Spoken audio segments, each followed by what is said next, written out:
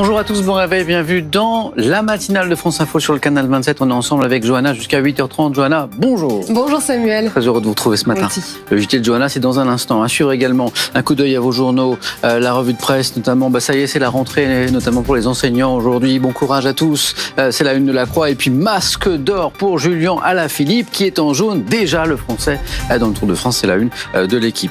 L'édito politique de Daï Kodoui sur la rentrée médiatique d'un certain François Hollande. Et puis, entre autres choses, on vous répond les questions que vous vous posez sur l'actualité. Sur le hashtag, on vous répond les réponses tout à l'heure avec David Lefort. C'est parti, le JT. Voici nous. Leur train devait arriver à 16h21 hier à la gare Montparnasse. Un TGV Hendaye Paris, bloqué à Ichoux, dans les Landes, n'a toujours pas redémarré à cause d'une panne d'alimentation. Plusieurs centaines de personnes y ont passé la nuit.